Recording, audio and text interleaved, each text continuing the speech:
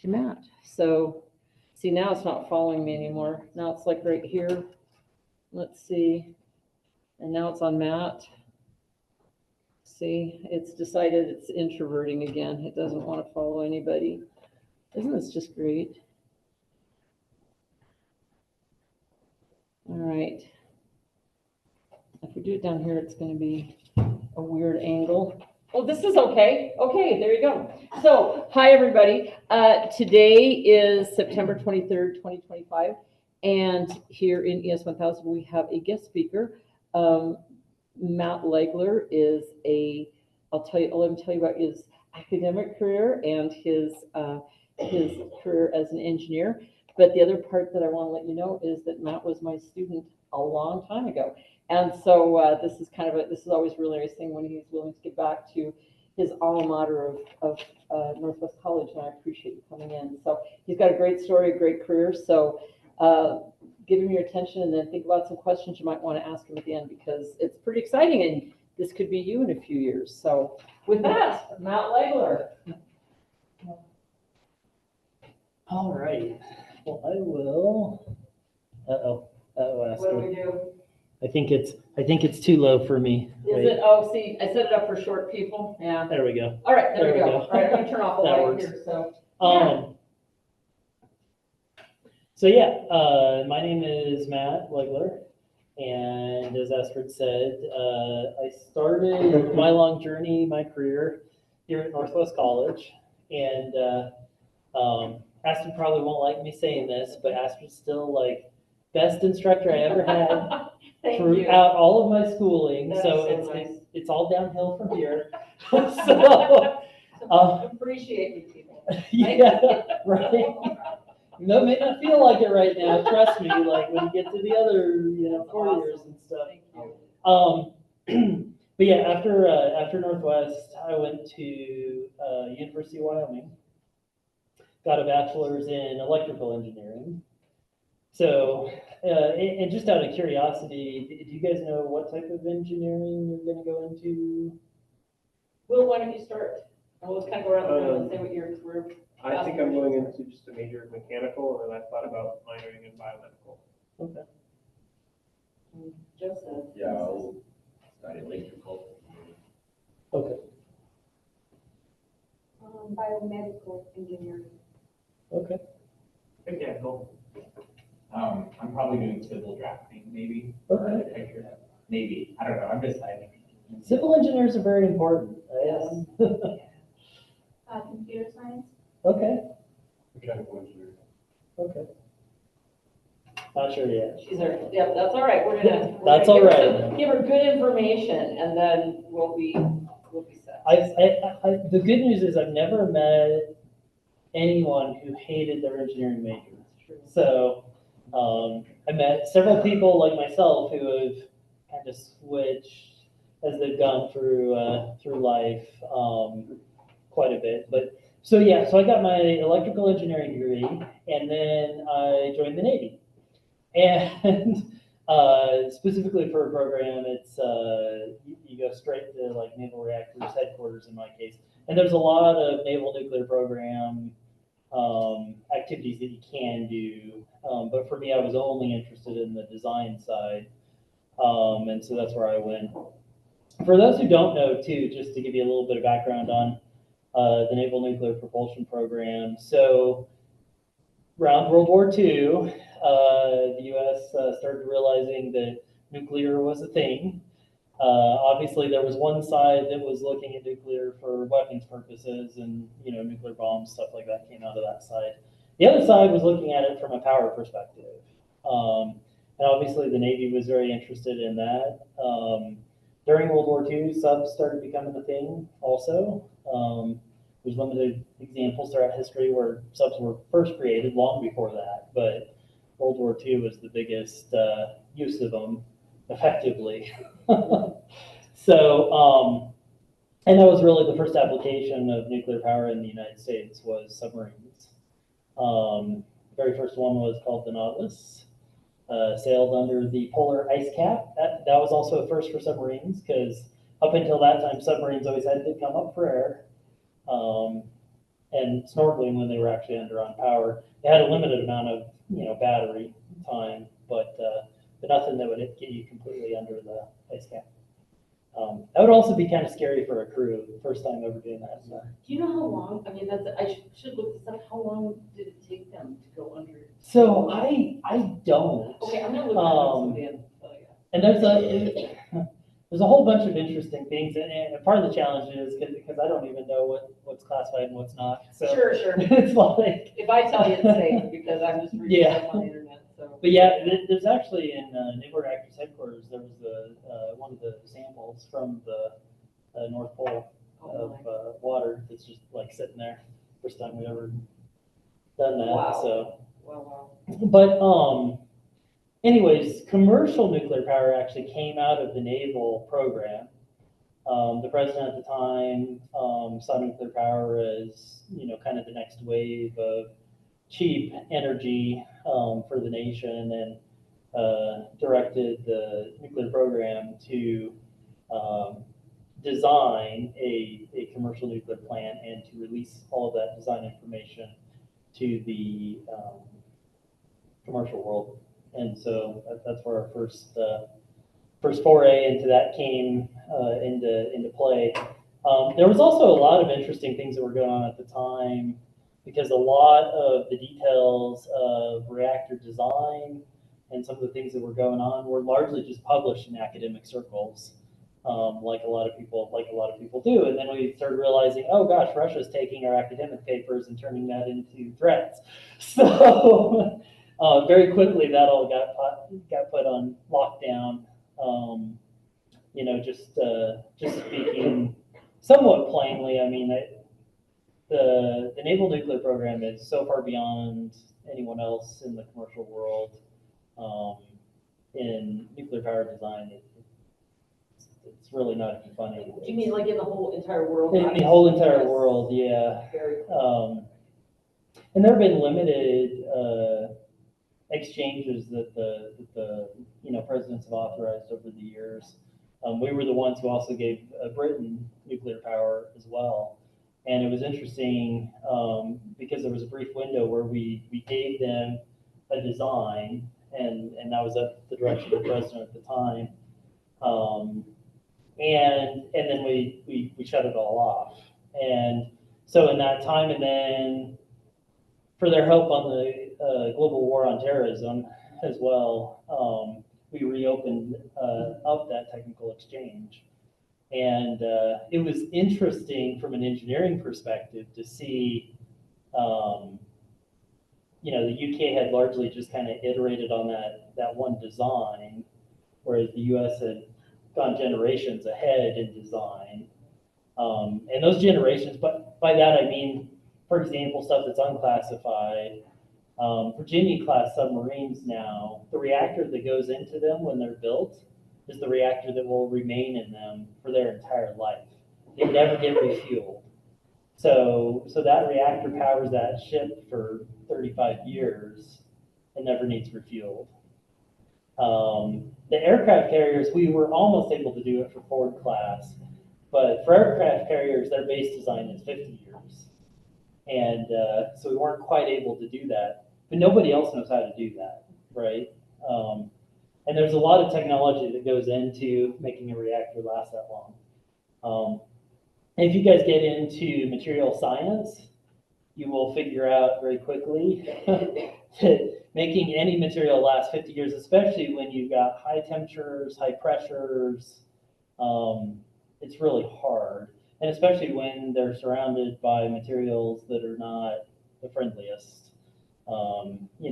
Even water, pure water, is not necessarily a friendly material to be around for a very long period of time, especially at heats and pressures. So,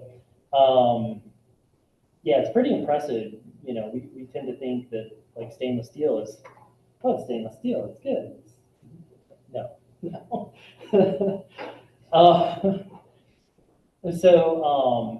Anyway, so yeah, I went into the Naval Nuclear Propulsion Program, did a lot of engineering with, me particularly with secondary systems, so like, electrical, cooling, even things like hydraulics. It's amazing how much science actually goes into oils, things you don't even think about. Did bearing work, a lot of advanced concepts work. The advanced concepts was really fun. Things like reactors in space, things like direct energy conversion with reactors. That's a whole nother concept. It's just crazy. And then from there, I picked up a master's. Technically, it's engineering science, but with emphasis in mechanical engineering. So kind of switched from electrical to more mechanical. I still use my electrical engineering roots because electrical's integrated with pretty much everything, right? It's the same with mechanical. I mean, you can look at any modern thing and there's aspects of both of those in there most of the time. Rarely you will find one where there's not both, but and then let's see, I spent about 14 years in naval reactors. I was able to go over to Idaho Falls, which is where most of the nuclear power work was done by the federal government. And then out there, though, we were also sending all of our spent nuclear fuel out there. So after it gets out of the reactor, we take looks at it to see how well did the materials hold up, things like that. I mean, there's a whole bunch of stuff we look at, but most of that's sensitive, classified. So I can't really talk in a lot of detail about a lot of that work, but pretty cool stuff. They also got the advanced test reactor, which is a high neutron flux reactor. So it's really cool. If you can look it up online and you can see pictures of the fuel that's spent after it's done operating, and it burns through its fuel in about 2 months. So Wow. it's crazy, but they make a lot of medical isotopes, which are really cool. I don't know how much you guys have ever thought about radiation even. This will probably be your first foray into a little bit of it. I love radiation. There's so many different types to choose You from. don't hear that so often. Yeah. So, But you guys have probably had enough, because most of you have had some physics, right? Some physics. this is a real different level class. Some people have been with me for a little bit, other people a little bit, other people brand new. So you can start wherever you want, but they're all really smart. So. Well, I have a question that was always asked of us, and I'll just ask it of you guys and see if you can. And you might not. You probably shouldn't answer this, Luke, because you might remember. I think I brought this up at home before. So, but poor Luke gets punched with this Right. at home, right? So you have 3 cookies. One is a neutron cookie. One is a gamma cookie. Actually, 4 cookies. One is an alpha cookie and one is a beta cookie. Which one do you hold in your hand? Which one do you eat? Which one do you put in a pocket? And which one do you throw away? So with neutron, alpha, or Gamma. neutron, gamma, alpha and beta. Alpha and beta, yep.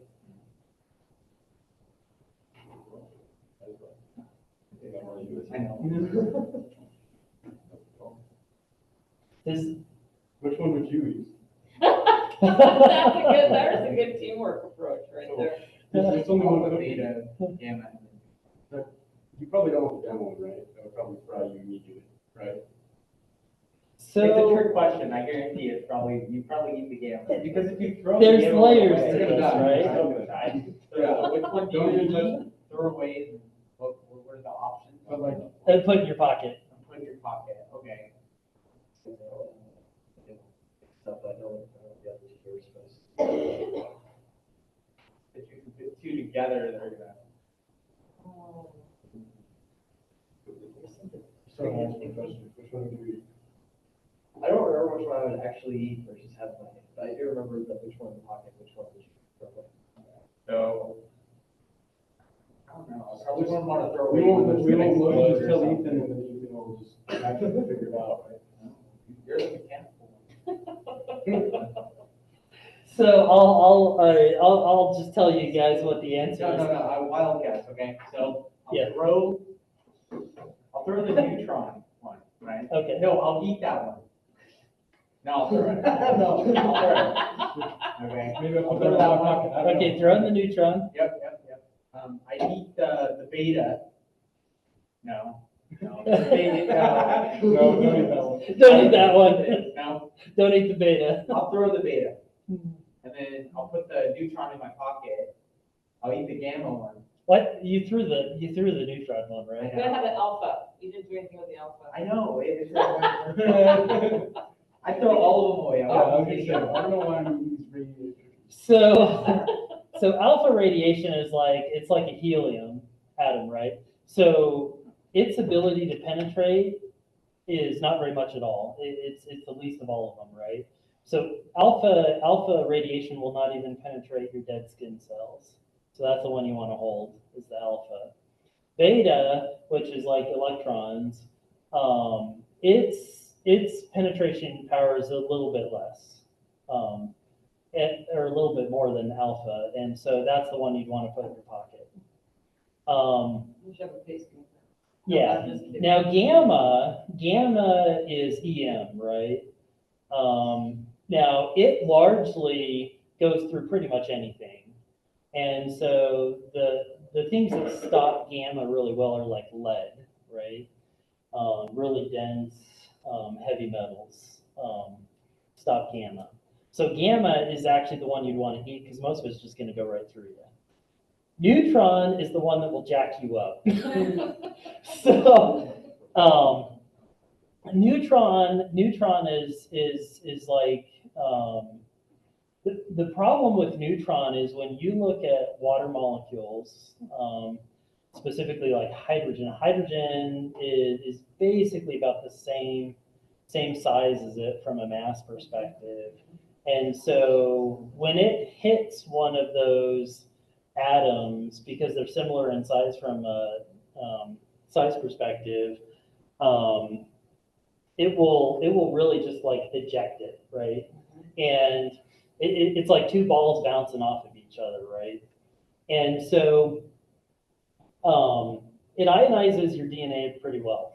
So this is the problem with it. So yeah, you really don't want a neutron radiation anywhere near water. Now the good news is water actually is a phenomenal neutron shield. So that's actually how you shield against neutron radiation is with water, aka your body. So yeah, you don't want neutron anywhere near you. Since we're made of mostly water. Since we're made of mostly Right. water, yeah. No neutron cookies, write that down, guys. No neutron cookies. Do not eat those cookies. Throw away the neutron cookie. So yeah, so I had a lot of fun with the Naval Nuclear Propulsion Program. Even got, from a regulatory standpoint, got the forward reactor design through the Nuclear Regulatory Commission. That was fun. By that I mean not fun. Did you testify or did you? Yeah. So their commission, I forget how many members they have. It's like 9 members, something like that.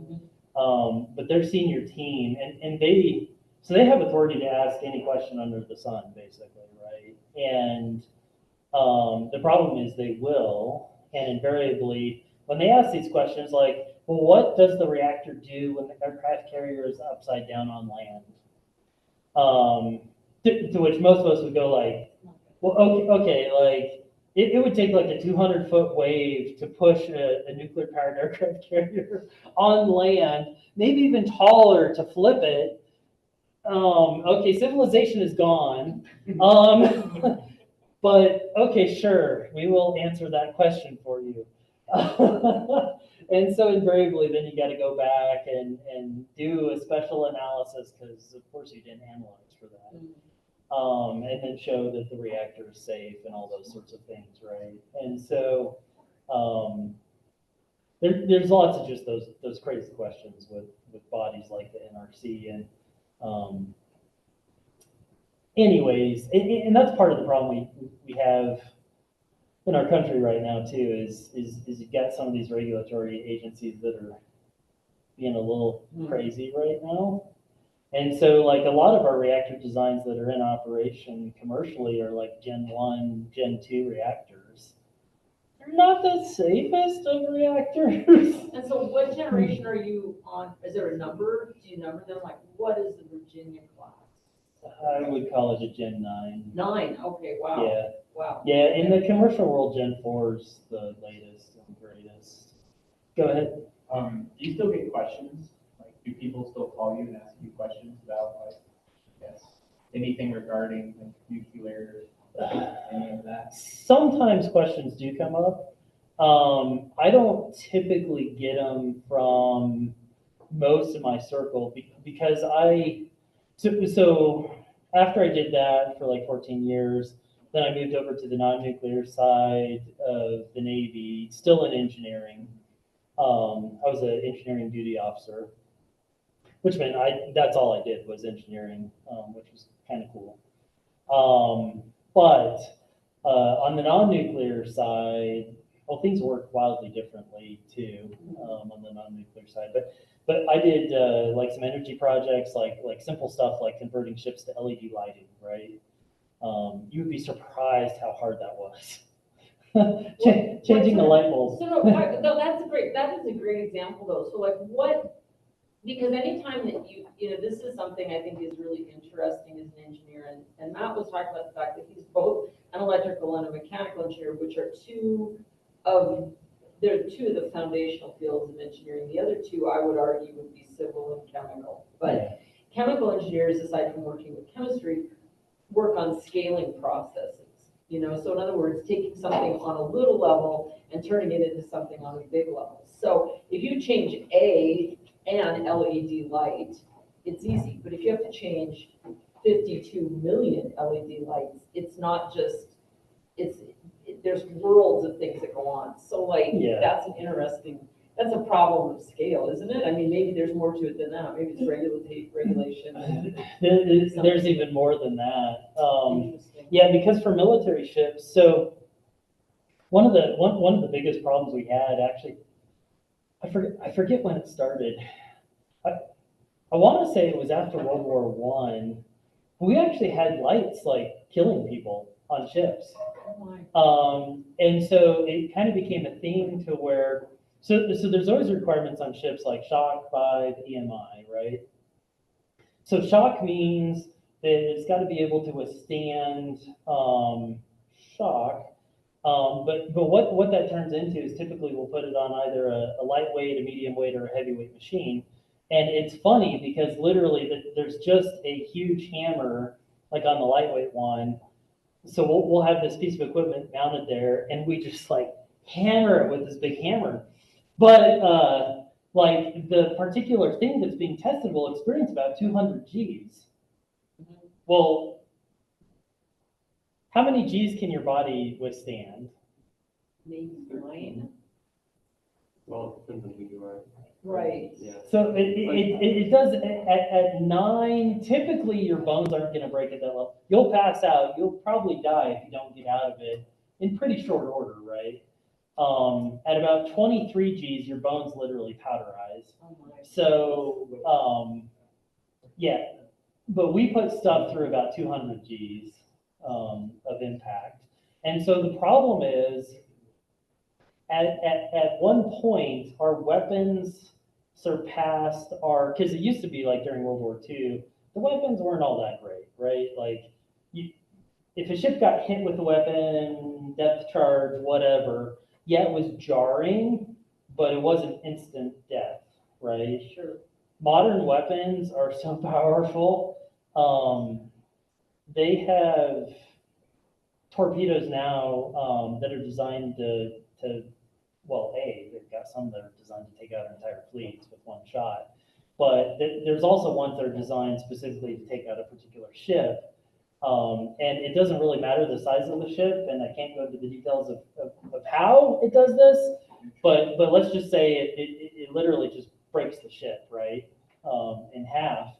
And modern ships I mean, they take punishment, right, a lot of punishment. But when you subject a ship, its structure to those types of forces, those forces invariably get translated to the people. And so when you look at all of the analysis, you end up in the situation where it's like, okay, if one of our ships got hit with that type of a weapon, the people are all dead because the bones got powderized, right? So do we even want, the ship to survive that, right? Because at that point, the enemy could just, take the ship, right? So invariably you don't. It's like, yeah, if it gets hit with one of those, it's just toast, and that's that, right? And so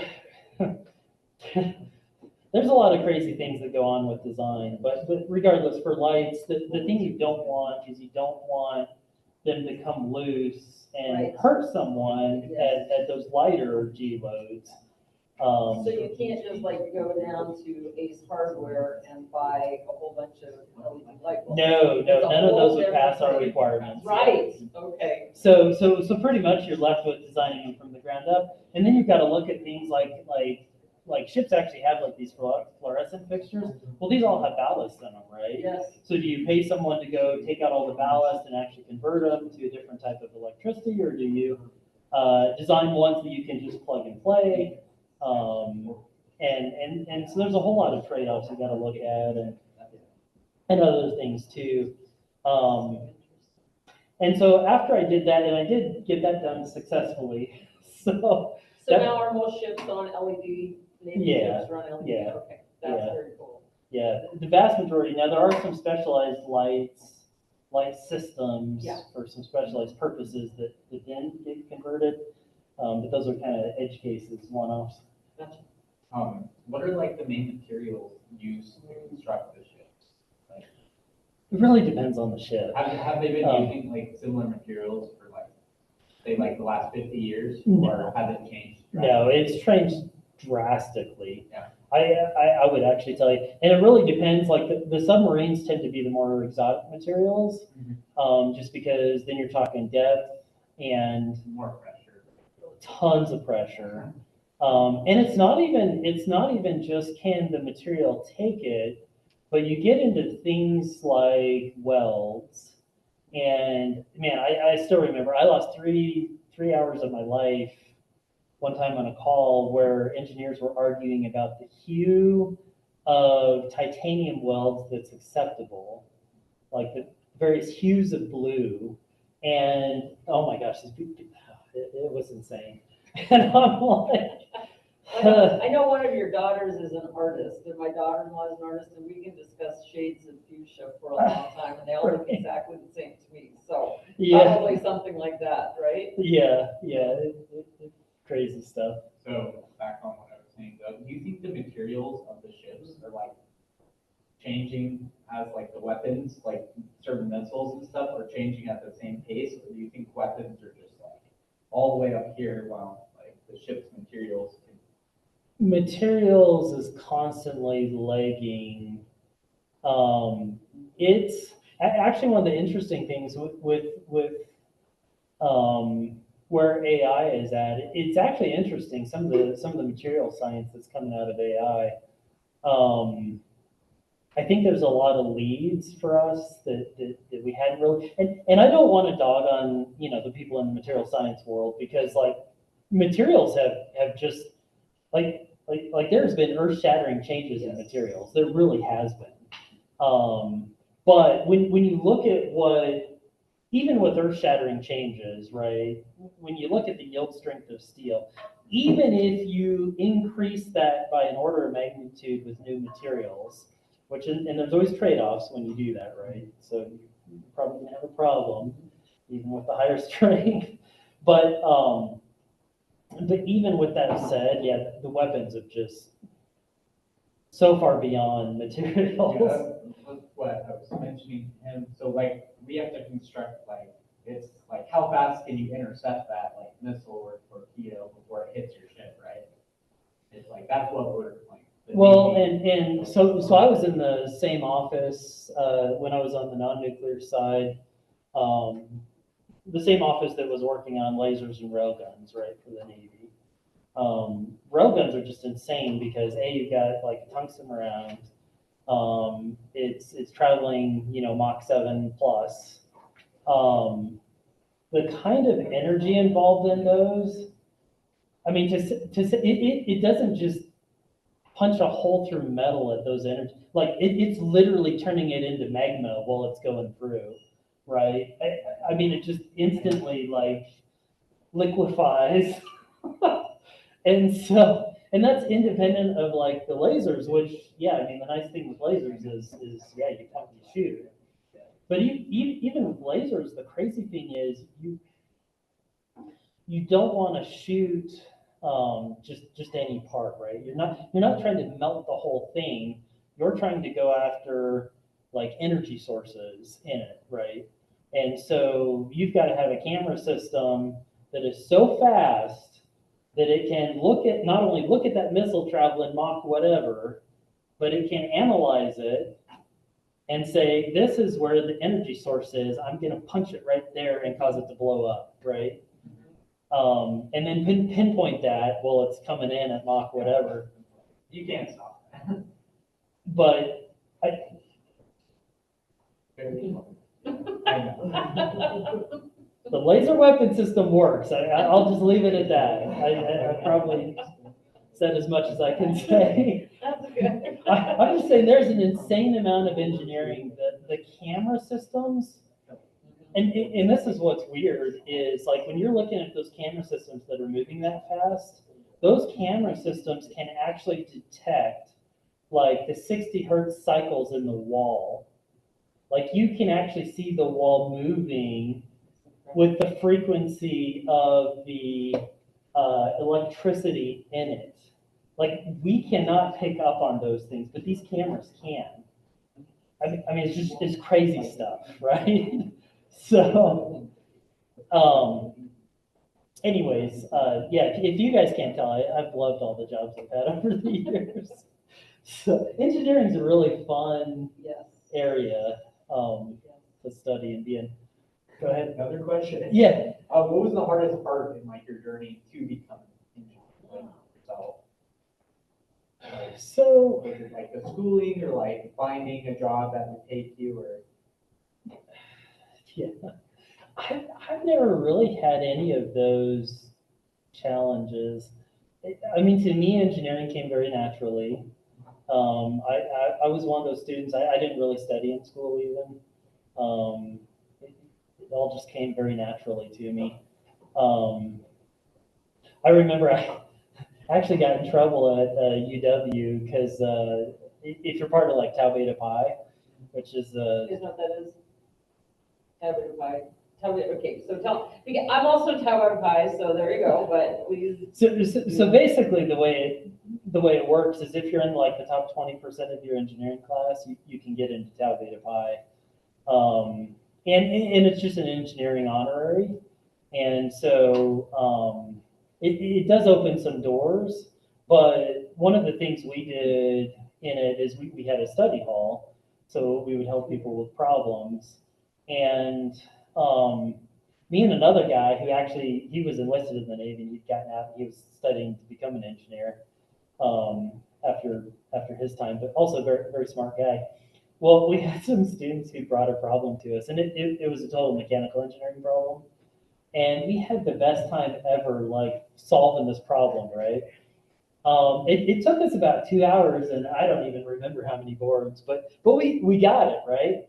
And I think it was 2 days after that study hall, we got called into the dean's office because apparently one of the professors had been giving out that problem for years as a test, and it had never been solved. And then all of a sudden, he had 3 students solve it correctly, and so. And all roads pointed back to We got, the Tau Beta Pi study. and we're like, we didn't know, we're just helping out. So, but yeah, and obviously for me, I mean, the Navy thing worked out, and it was hard. I mean, the interviews, like I went through 4 different interviews for that position, and they were hard interviews. They really were. But, you know, it wasn't hard. Did you know that I think we've talked about this maybe a long time ago, but when you were being accepted at some stage, I actually had an FBI agent come visit with me. Yeah,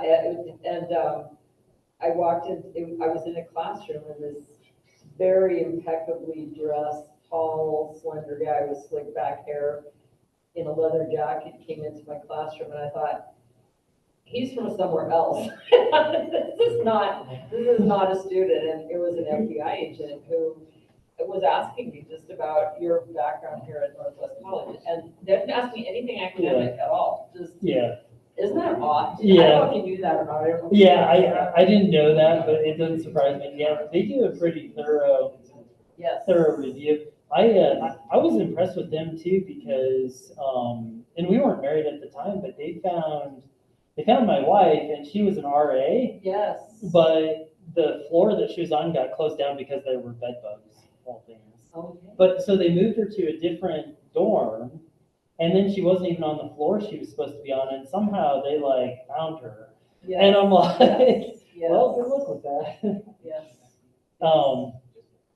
But yeah, there was a lot of fun things. One of the more interesting things outside of engineering, even because once I was done with the LED project, then I moved on to cybersecurity. It became a big thing for the Navy. And especially when you look at like control systems, things where there's real world implications to what's going on with the ones and zeros. I mean, in these types of systems, right, it's mostly data theft, but nothing real world happens. Well, if you cause a generator to speed up, or, all of our cars are fly-by-wire now, unless you're driving a really old car. So you're not really driving the car, there's a lot of crazy things out there in the world. But when I started moving into that arena, I got more into the intelligence side of the military, which that was a whole nother ball of wax. I didn't realize how crazy the world was. At some point, you start diving down the hole on that arena, and then you're like, I don't believe in accidents. I think it's all make believe. Well, So, wow, that's a scary thought, but yeah. I definitely had a lot of fun there, though. And that's largely what I've been doing for the last probably 12 years. Most of it in the federal government, but about a year and a half ago, I switched into the private sector. Go ahead. So like, I've had this question for a while, and I think it was just mostly because like I was surrounded in like some military aspects. Like, since you went into the Navy, what are your thoughts about like taking like your degree and going into like those different fields, the Army, the Marines, the Navy, whatever? I really enjoyed my time. I will say I was largely spoiled on the path that I took. So you got to keep in mind with the military, you're when you sign up for the military, you're not really your own anymore, right? You don't just get to do whatever you want to do. There's orders, there's all of those sorts of things. I was in an organization, even though it was in the military, like Naval Reactors. They're one of the most anti-military military organizations that there is. And so, because in that organization, like I never wore my uniform when I was part of Naval Reactors. They did not believe in rank, even though it was a military organization. The only person who wore their uniform in that organization was the 4-star. And it was also nice having like a 4-star as a boss. And it is also a very flat organization. So like when I first got in right out of college, I was 2 people removed from the 4-star. And so most of the military is not even kind of sort of that way. Most people go their entire career and never even see a 4-star. And so it's a little different. I really enjoyed it. I had a lot of fun. I've known people in the Army Corps of Engineers. I've known people in the Navy, has a civil engineering organization too. They work with the CVs. They're kind of responsible for like establishing forward operating bases when the Marines come in, and stuff like that. And so there's a lot of pretty cool engineering jobs that are in the military. Now, the advantage that I had was, normally if you sign up for those, they will help pay for school too. So I was actually getting paid as like an enlisted person there for, about a year when I was at UW. And it certainly helped, right? Like having the extra money. I graduated from University of Wyoming with zero debt, which is awesome, right? And also knew what I was doing, like my whole senior year, I knew what I was doing afterwards. So, go ahead. You mentioned you joined the military after you finished college. How old were you when you finished your college, like your whole degree and everything? Yeah, so technically it was 2000 in the springtime was when I technically joined, and I had enlisted status until I went to officer school, and it was all just checking the box, right? I didn't go to officer candidate school.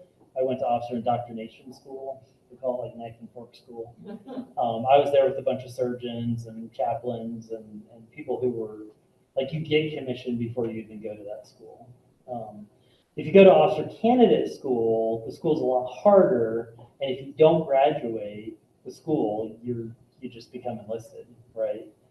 And so there are nuances and things to be careful of. Like, don't listen to recruiters. I hate to say it, like they will. They have a job to do. They have a job to That's do, it, which is they get have a people job in the to door. do. Yeah. That's right. So, anyways, but I definitely enjoyed my time. When I went to the non-nuclear side, then I was wearing a uniform every day. I don't know if you ever thought anything about that, Luke. Like when all of a sudden I start going to work in uniform instead of like. I don't know that I was on with you when comprehend change. Yeah. So. Yeah. So are you asking Matt, like, how long he was in college? Yeah. Okay, You so- you said you got master's training. Okay, so there you go. I did that after I joined Naval Reactors. Oh, So I got my master's while I was also doing the day job. So I would just, and they had a program where it was easy. Like, two birds with one stone. Yeah. And when you're young, that's definitely the time to do it. So I did that before we had our kids. You And I'm did your glad I master's did. before your children were born? Yeah, I've heard yeah. it. Probably add some extra. So, correct me if I'm wrong, but I think Matt was a 4-year Bachelor of Science in Electrical Yep. Engineering. That is not typical. Would you say, is that? Yeah, It's not typical. Even when I was going, Yes. most people were averaging 5 years. Yes, So, yeah.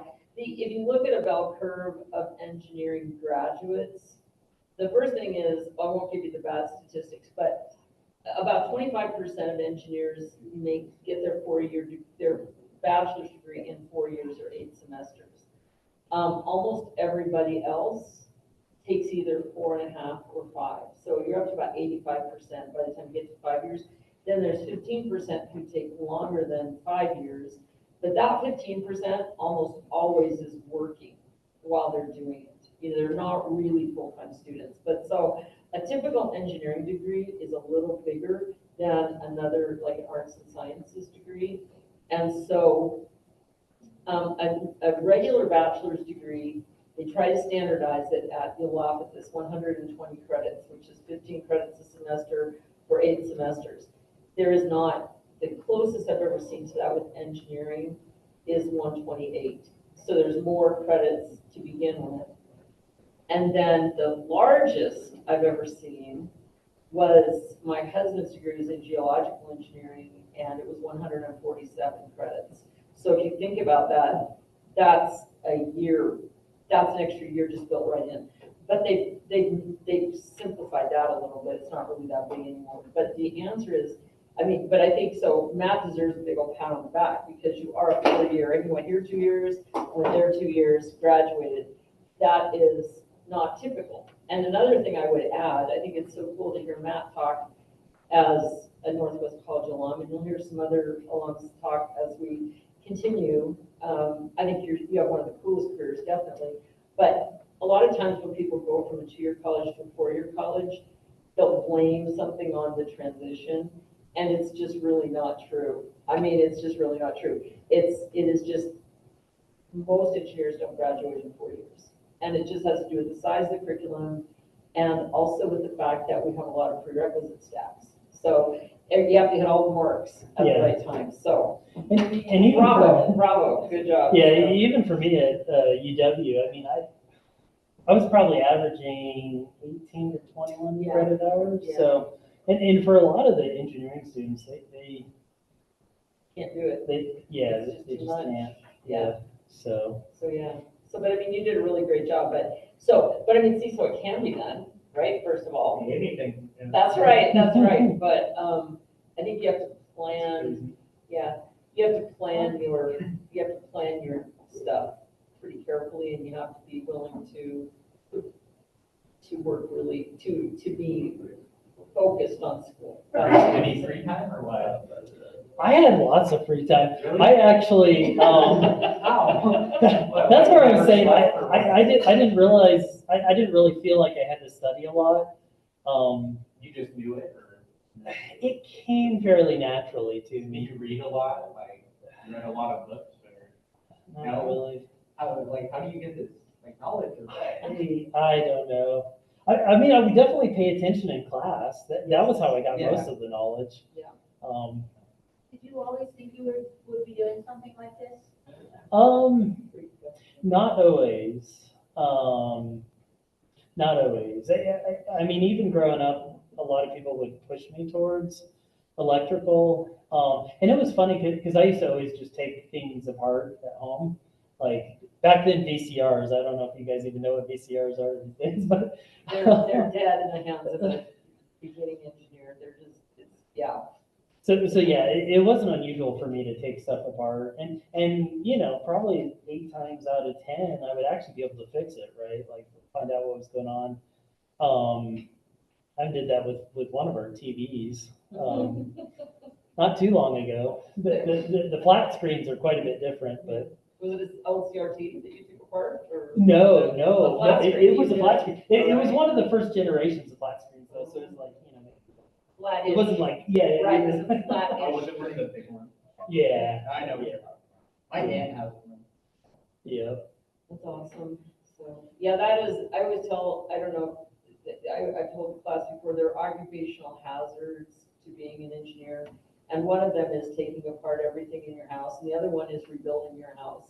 It just can't leave it alone. One of my friends told me, my house is like road construction in South Dakota. It just goes on and on and on. So it's just, it's just a compulsion. You know, you just know you can make that a little better, and you gotta do it, so. I was gonna say that the latest thing going on in our house, I've been changing out a whole bunch of outlets and lights, because we get the lighted light switches. I like those. So now you don't have to fumble around or anything. It's like it's right there. But yeah, found a lot of our outlets and stuff like that in our house were not even grounded, and Yeah, that's a scary so I thing. had some pleasant language, I'm sure, every once in a while. I was like, what the? There's, do you guys have like a farmhouse, or was it an older, see, that's what we do too, and so Yeah. it's the same thing. Yeah, I won't ours even is tell you a about lot ours, more. it'll give you a Yeah. nightmare, so, but it's almost all done, almost.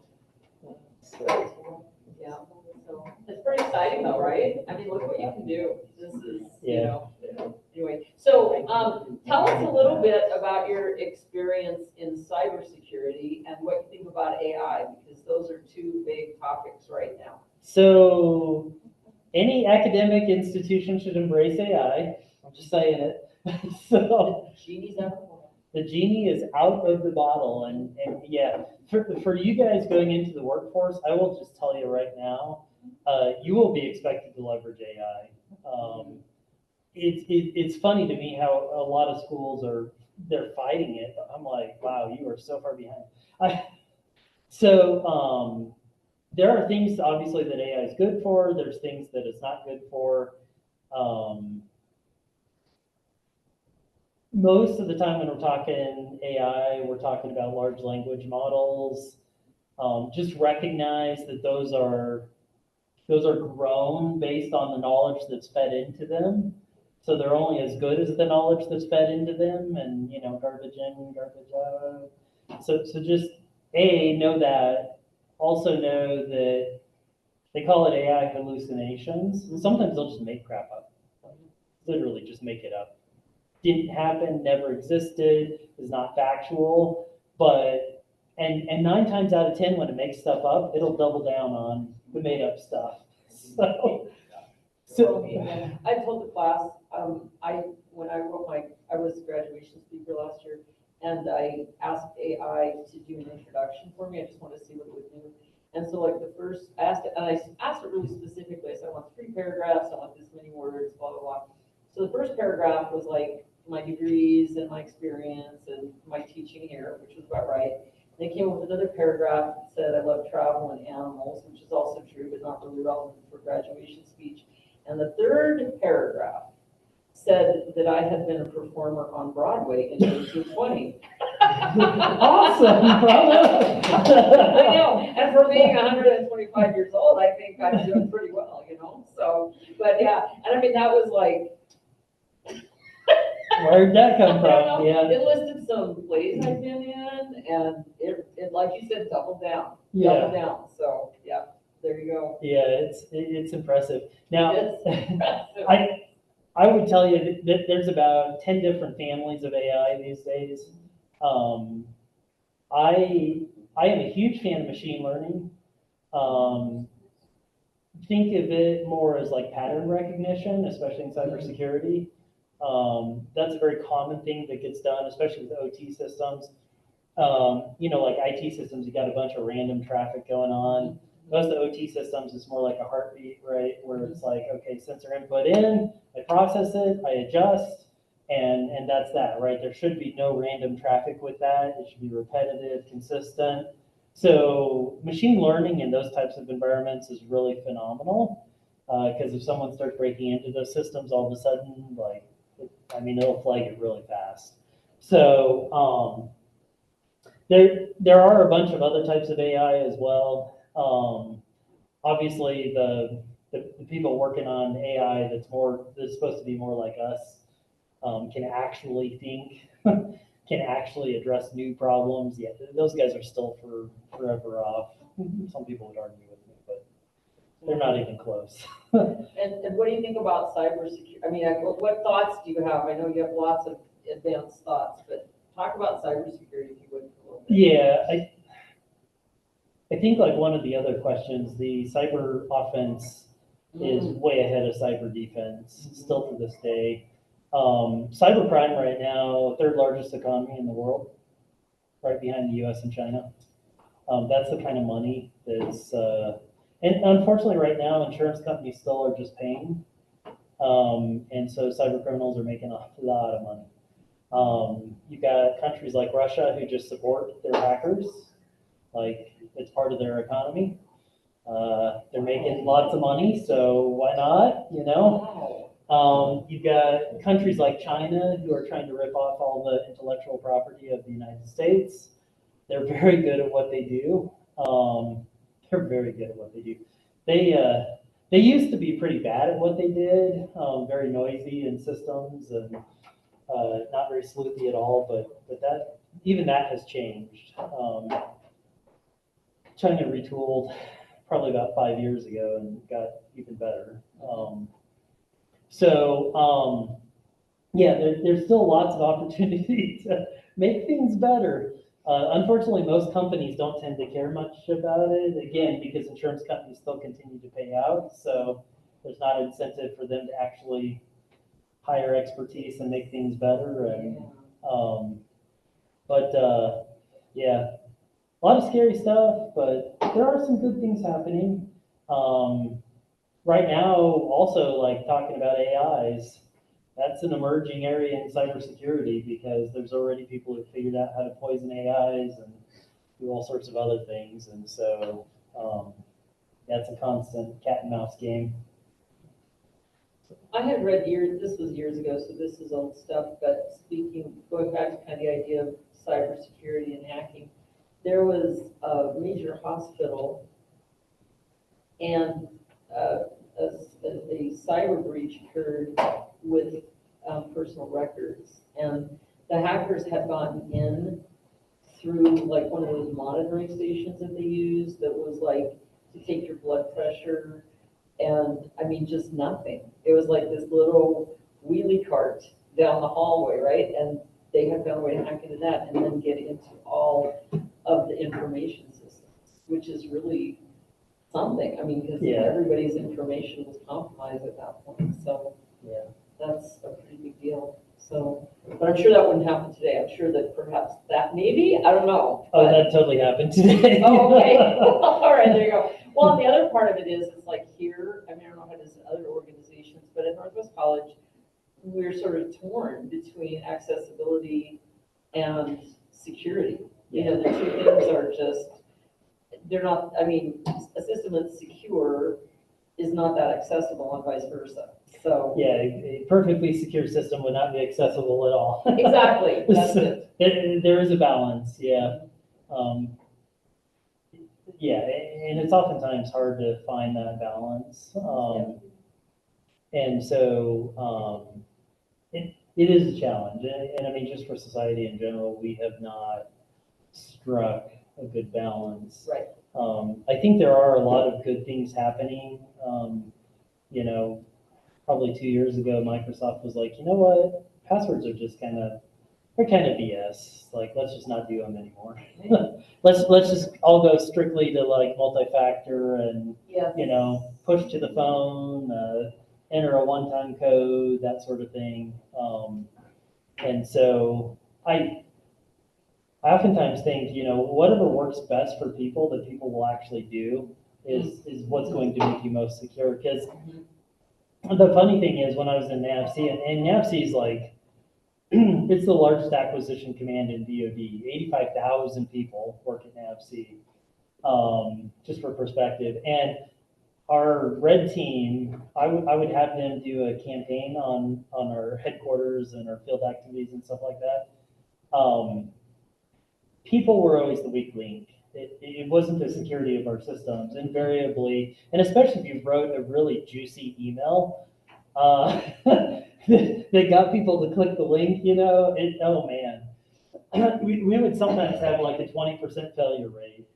Yeah. Where like 20% of the organization is clicking the link like, oh. Yeah, I can see that. So, yeah, whatever works for people best is probably the best solution. That makes sense. I've gotten a lot more pragmatic as I get older. Right. So, Well, we have an NSF grant, which is with the federal government. And in order to access my portal, and I've tried many, many, many different ways. The only way I can do it is with my laptop computer, Bluetooth it to my phone, and set up a security communication between the two. That's it. I've never been able to get on a yeah. desktop computer or anything else. I just have one combination that works. And then the other part is it requires me to keep a passcode on my phone, which I don't normally do. But if I take it off, everything shuts down for me with NSF. And so Yeah. then I have to reinstall everything again. So it's cumbersome. You know what I mean? It is. And like if I'm at home and I have a laptop here and somebody says, check on the status of this thing in the NSF grant, I'm like, can't. Yeah. No, I have to have my laptop before I can do that. So, but it's probably better in the long run. It is, and there have been some crazy things that, like, you know, I've been a part of. I mean, just because of you know, people not meeting requirements, or just not being wise. Yes, I yes. mean, we've lost like trillions of dollars worth of IP. I mean, it's just insane. And so when you're confronted with problems like that, the federal government tends to get even more like, yeah. Yeah, So, yeah, I get that. So, um, I would like to ask two more things. As I said, do you guys have any questions for Matt? What advice advice would you give if you were, I mean, you were sitting in this classroom not a few years ago, right? But I Yeah. mean, what if as a younger person getting ready for an academic and an academic experience and career, what advice would you give to students? So, there's probably a few parts to that. I mean, obviously, even though it came naturally to me, I mean, you really do want to be good at the field you're going into, right? You're not going to have another opportunity to go through school. And so definitely take advantage of the time you have. A lot of times in the workforce, things are quite a bit different than they are in school, obviously. And so, but you want to be as prepared as you can be. The thing I struggled with the most once I got out of school was I did not know how to write.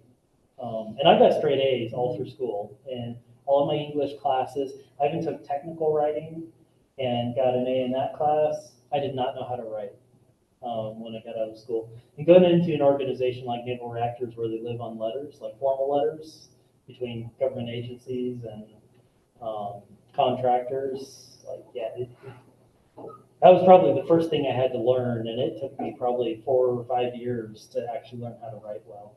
What resources did you use? Just For me, it was literally the rest of the people around me, and so just leveraging them. Now the good news is they're used to it. They're like, everyone shows up and they don't know how to write, and that was one of those challenges, right? Is just they were kind of used to it. But I have noticed that there has been more pushback from companies on schools because they don't feel like the kids are coming with the skills that they really need. yes, yes. To be successful in the workforce. Now for engineers, I think that's a little bit different, and especially if Northwest is embracing AI, like you guys are going to be well on your way, right? We have a task force, it's a faculty-driven task force, and we're working, I'm not on the task force, but probably your tech writing teacher from 1 year, your Dr. Decker is on the task force, Yeah. and some other people, but they are working very hard to construct an AI policy that isn't just say no. Just say no. Yeah, so I hope we're gonna be okay. Yeah. But Yeah. But writing, that's a very good point. And the other thing along the lines with writing, what I've noticed in just working in different industries and in different areas of academics, writing for one type of writing is not really like another. I mean, there's certain sort of like formatting. I'm not like formatting like APA, but I mean just certain expectations of how you write things. Yeah. Yeah. And That's true. and so and it's also probably not a skill that comes as naturally to most engineers. If you're used to communicating in a broader way with pictures and math, and then you're restricted to just words and the occasional diagram, it can be difficult to do that. Yeah. It's like, look at the picture, it shows you everything. I don't need to, so, right?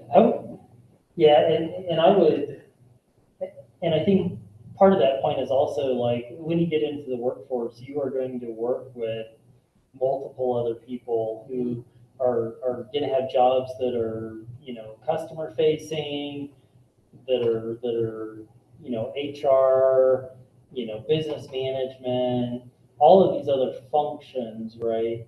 And one of the best things you can learn is to always treat other people the way you want to be treated. If you're really angry and feel like writing an email and letting the world know you do not hit send, like write that email and then delete it. So there's like a lot of these softer skills that especially for you right now, like it's good for you to think about these things, right? Ability to work with others who have a totally different perspective than you will on the problem, right? Yes. Like one person may literally only care about how much something costs. You're worried about does it work? They're worried about how much does it cost, right? And just because you've got the facts on your side and know that it has to do something, doesn't necessarily mean that that is what they care about. And so it's kind of a breeding ground for conflict, right? And so basic conflict resolution, all those sorts of things is another one of those skills that is good to have. Trying to think what else. I didn't have too many issues on the technical front. I mean, obviously, you guys with the internet these days and everything else, there's so much knowledge you can get access to very quickly. AI can help with that too, but trying to think what other soft skills I would tell people that. Something, I don't know if this, I assume this has been the same for you, but I don't know, for me, is